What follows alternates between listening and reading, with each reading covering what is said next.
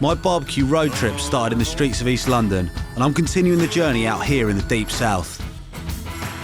I'm road tripping from Nashville, Tennessee, and heading west to Memphis in search of some of the finest, most authentic barbecue joints in the country. The barbecue influence we see in London and around the world all originates right here. So I've jumped the pond to check out the real deal.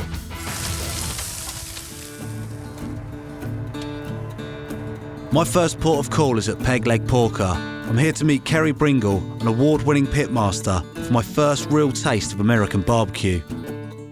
Hey Kerry, how you doing? Hey, how's it going? Tom, nice to meet you. Hey Tom, nice to meet you. So this is your place? This is my place. Cinder block walls, concrete floor, and good barbecue. So you're in full flight already, I see. Yeah, we seem to have a little bit of a crowd. My family settled in Tennessee in 1827, so barbecue's kind of in our blood. These are 2 1/4 to 2.5 pound loin back ribs. We've already peeled the membrane off the back of that rib. We're gonna cook these at 275 for a little over 3 hours. You know, we want them to get a good application of salt on there. And what does that do for it? It's just gonna allow that smoke to penetrate it. It's gonna open up those cells a little bit to where that smoke settles down into that meat. We want a little bit of that savoriness underlying, and then the smoke, and then that dry seasoning. So this is our hickory. This is where the flavor comes from. So that's as important as every other ingredient? Yeah, it is. You go to Texas, it's mesquite. You know, you go up into Missouri or Illinois, it's gonna be apple. You know, you go in the Carolinas, they're gonna use oak and some hickory, it just depends. And so we use what's native to us, what's readily available, and this is what's always defined Tennessee barbecue. Because we do so many ribs, we use this smoker so we can really do the volume. When they come off, they're gonna get our dry seasoning at the end. And it's not a rub, it's a seasoning. So it goes on at the end of the process. You're getting the full flavor of the pork with the hickory on it, and then you're getting the full flavor of the seasoning. That's a beautiful plate of ribs. So this is it? This is what you serve up? 98% of the ribs that we serve are that rib. Look at the side of that. I just want to eat it. All right. Let's do it. Yeah, I learned barbecue from my Uncle Bruce, who learned it from his father, who learned it from his father. The name comes from the fact that I've got one leg. Right. And so I literally am the peg leg porker. Yeah. At age 17, to get bone cancer was not fun, but we decided to cook barbecue and have a goodbye leg party. Yeah. And it gave you the name, so. That's right, absolutely. Yeah. My God, look at that. Pulls apart beautifully. Nice and juicy. So See good. that pink in there? The smoke causes that. Mm-hmm. We're chatting about dry rub, the wet that people do. Like, how serious is that debate? Now, I like all kinds of ribs, so I've got some friends that cook some great wet ribs. For us, our preference is dry. A lot of restaurants will pre-rub them, smoke them, and they'll serve them without sauce and call that a dry rib.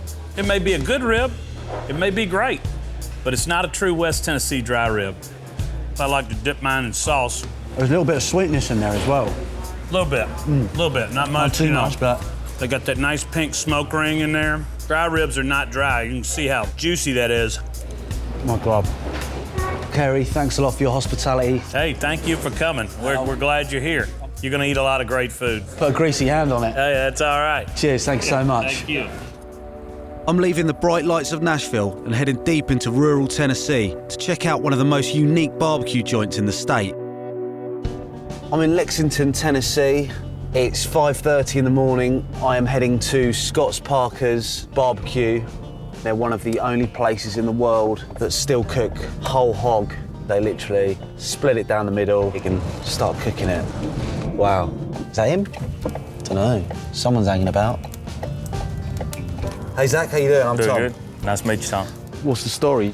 Every morning we come in here and we get a fire built, we get our pigs flipped, we'll put new ones on for the next day, and by the time we get them on, this has got to be pretty close to being burnt down. Yeah. So that way we can get started cooking. It's been on since about 7 yesterday morning. So it's a 23 to 24-hour process. Oh, wow. Here we go. Here we go. See, this is why he's got the muscles. That's right. We strive on how tender it can be. Bones just pulling off like that right there. So this technique has just never changed? It's never changed. So before they went on the fire, do you do anything else to them? Nothing.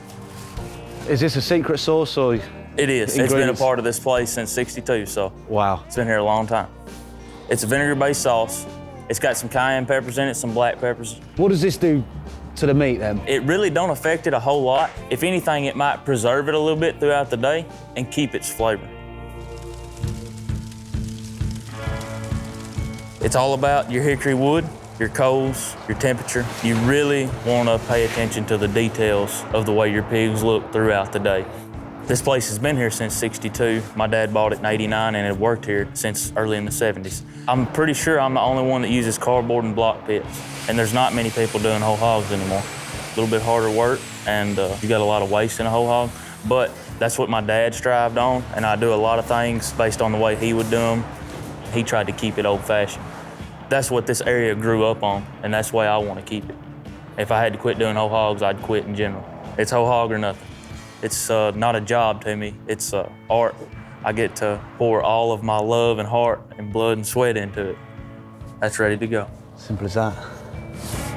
What do you offer customers here? I offer pulled or chopped meat. I got dark meat, white meat, flank. Wow. Let's see how tender and juicy it is. And here is everybody's favorite part, which we don't ever have much of. It's the middling. That's like the special bit that people love. Yes. They want grease to be running out of the corners of their mouths. And what I'm doing here is I got a greasy rag that I put on top of it to ensure that it stays greasy. Next, I'll pull out what I'm gonna chop, which will be every bit of this. The shoulder meat's a little bit more, it's got a little more fat to it. So what you do is you chop that up, so that way you got your juicy, tender meat, and it'll just melt in your mouth. What texture are you trying to achieve here?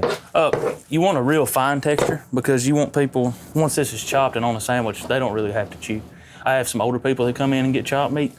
They prefer that because sometimes they don't have any teeth. Scott's has got it right. We live in the South, so everybody says they're an expert. When you say on barbecue, they think they are. Scott's barbecue is a tradition, it's history. You know, you're eating a good sandwich, but they got it down to an art. Do you realise how sort of unique this whole place is? Yes, it's very unique, and that's one of the reasons we've never updated it, because it's almost what people want in this town. They want to see this stay the exact same. Y'all ready to eat? Yeah. So I spent all morning seeing how the food's prepared, and now it's time to eat some. And here comes the big man himself. Yes, Jeez, sir. Look at that. This one first is... Yep, that's middling. Wow. I mean, it's soft, but it's got a bit of bite to it, isn't it? Yep. The outside of the pig is what's going to have a little bit of crispy on it. This down here, both of these, that's a dark part of the ham, and that's your whiter part of the ham. It's going to be a little bit drier meat, but still delicious. And also that hickory comes through as well. Wow, I'm trying it with the sauce. It's just a basic vinegar-based sauce with some red pepper, black pepper, a little bit of lemon juice. So you see some barbecue places that will have a ketchup-based, but now the vinegar base is pretty much around Tennessee. Look at that, just falling apart like that. Just falls into pieces. Melts in the mouth. But as long as you got that tender meat and it's falling off the bone, and it's got that hickory flavor, that's all you need. Personally, this is my favourite, I think. Right. That's one of our sought-after dishes because there's not much of it. Out of every hog, you might have 3 pounds of it. It's got more flavoring into it because that's where the belly fat is, and that's why it's the softest too. And most of the time, we have it on reserve 2 days ahead of time. Zach, thank you so much for your time. What an amazing place you got here. I appreciate you stopping by. Do you want this apron back? They've got a pretty amazing thing going on there. You know, it's a pretty small town, and they're doing something very unique, even within Tennessee, let alone America, you know, this whole hog barbecue. Now we're heading west, and we're gonna go and see a lady called Helen, AKA the Queen of Barbecue. Another early start. We're in Brownsville, and we are heading to see Helen at her place, Helens. Just arriving at the same time as Helen's husband. He's here every morning, 6 a.m, to start the fire. Here he is. Hello there, how are you? I'm good, thanks. I'm Tom. Reggie Turner from Helens BBQ, right? Lovely to meet you. Oh, yeah, nice meeting you guys, yeah. So this is it, Helen's BBQ. Wow. I met her back in 1978, and nothing has changed. Everybody likes her, and I love her, you know. She's a warrior, you know. Her cooking, her making of her sauce are some of the things that really captured me. And she would tell me that, you know, my singing was what sort of kind of captured her, you know. But now I see. That's amazing. I think we should have that all day. Good morning. Wow, good morning. I'm Tom. Hi, I'm Helen. Lovely to meet you. You too. We've been hanging out with your lovely husband all morning. My sweet husband. He has been making this fire for 19 years before he go to his job. Every morning. Every morning. So you just kick him out of bed, 5 o'clock, go start the fire. To be honest with you, when he get up, I don't know he go. You got a good man there. Yeah, I know. So what's the first thing we got to do this morning then? The first thing we're gonna do this morning is get these shoulders out there and put them on that pit. What do you want me to do? I mean, if you want to, you can pick that shoulder up. It's kind of heavy. I'll pick it up. That's not too Well, bad. you take one and I'll take one. All right, let's do it. Yes, I kind of like you, Tom. Yeah. How do you want it? Just lay it straight like that. How many shoulders do we want to get on there this morning? This morning, 12. 12. 12. Jeez. Helen, I've been in there 3 seconds and the smoke's hurting my eyes already. It's good right now. Yeah? But in a little bit, it's gonna have you crying and me. What preparation do you do to this meat? I don't put any kind of sauce or no season or no nothing on this meat. The charcoal do all the season for me. A lot of people don't even eat sauce or slaw on their sandwich. They just eat meat and bread. That's that taste the taste away from it. That flavor from the hickory smoke. But I'm finna pull this top up. I'm gonna use these coals. Start from the back. You don't throw it because you get the ashes all over your shoulders and you want them still to be pretty when you get through cooking them. So why do you think you're so attached to this style of barbecue? Well, I think it made my meat taste better, my shoulders taste better. I don't think I would know how to cook any other way. I think I would cook like this until my health failed me, so. My eyes are streaming. Right. And I've been in here, what, 5 minutes? 5 minutes. And And I've been out here for 19 years. I got tears in mine, too. Okay. Uh-huh. That's good. Well, it's not good. We got to get out of here, Helen. Oh, my God. Fresh air. We both crying today. I feel good not crying by myself. Yeah. Yeah. We got a customer. Well, hello. Every time I got cameras, you show up. I went to school to be a cosmetologist, to be a beautician, and end up smoking barbecue.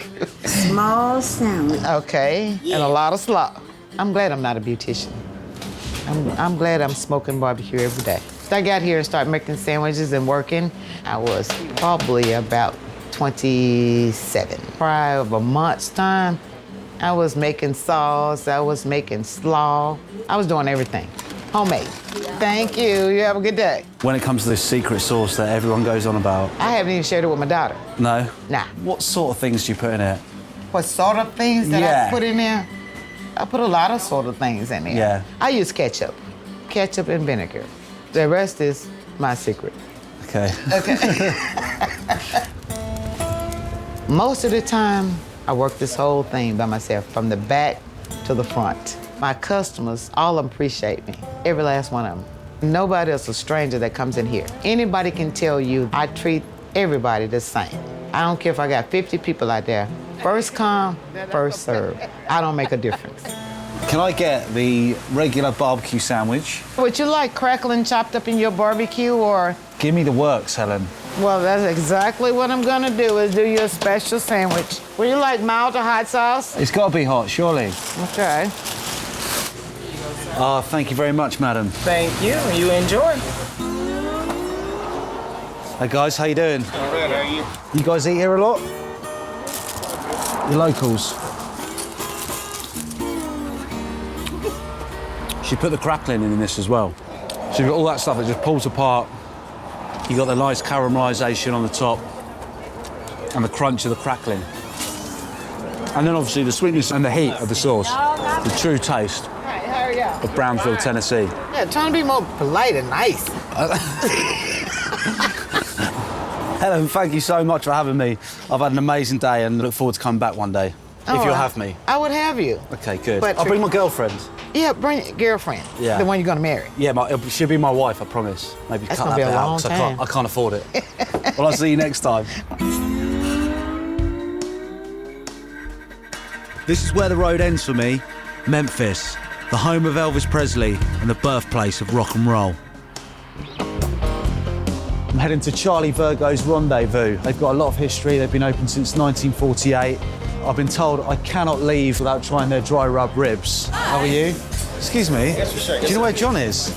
John? I'm looking for John. He's right back here on the phone. Is he? Go back. Yeah, that's right. All right, thanks a lot. This is pretty different from Helens. Yeah, hey Tom, welcome to Memphis, the Rendezvous. Thank you so much. You've got an amazing place here. Well, thanks, we try. Let's Come do on. it. We'll go around this way. Okay, great. My dad started it in 1947, 48. When he started, it was just 80 seats. It was a tavern. So now we seat 750 people, and on a busy Saturday, we'll feed 3,000, 3,500 people. Wow. Hey, how you doing? This is Tom from the UK. Are these the original ovens? Yes. You want to walk back there? Yeah, let's go back, yeah. My father invented what people call dry ribs. We're Greek. All the meat that they cook, they base it in vinegar or lemon, salt, pepper, oregano, and garlic. Have you been to New Orleans? I have many years ago. Yeah, and you know, they have all those great Cajun seasonings, the chili powders and the cayenne peppers, and so he took that and mixed it with the Greek. It wasn't anything that he planned. We based them, and then we put seasoning on last. And that's it, it just pulls apart. Easy. But you asked me about the history of barbecue. The most important thing about barbecue is, number one, it tastes really good. Number two, it really truly is American and truly is Southern. What do you mean by that? It's really probably from the slave days, African-American inspired, because what would happen in the old days, the good cuts of meat would go to the plantation owner, and they would be stuck with all the scrap meat. You know, the chitlins, the sweetbreads, the ribs, they're the ones that came up with the way to smoke them and cook them and make them palatable. It really goes back a long, long way, way before us. You want to go eat? That's my dad. You can tell he's a pretty tough guy. Robert's been here 52 years. How you doing, Robert? Hi. His son's been here 30-something years. 35 years. You don't look old enough to be here 35 years. I started in 10th grade. This is the only job I ever had in my life. Yeah, I think that says everything really. But how's your boss? Hello. All three of them. Look at this, we have your table reserved for you. Oh, perfect. John, thank you so much for showing me Tom, around. it's my pleasure. Having you here from the UK is wonderful. Your restaurant is incredible. The atmosphere is I'm buzzing. glad you came, and I'm going to send Robert Jr. over to take your order. Thank you so much. Have a great journey back. Hello, how you doing? Very good. How about some ribs? Thank you very much. I hope you enjoy. Cheers. So this is the end of the road for me. I'm finishing off here in this legendary place in Memphis, Rendezvous. I've met some incredible people this week. I've tried so many different types of food, and there's one thing that runs through all of this, and that's the hard work and the love that these people put into it. This is about their culture, their passion, and their love for food. And it's amazing to think that this style of cooking is spread across the world now when it comes from such humble beginnings, as it were. I've learned so much, and now I'm going to eat these ribs. Oh my fuck, are you joking? Get your finger off the trigger. Ready? Yes, come on. Come on, pull it, pull it, pull it, pull it, pull it. Oh, God, help me. Oh, that's it. Don't hit the trigger yet. Oh, what are you doing? Come on. Hold it right there. Hold it. That's horrible.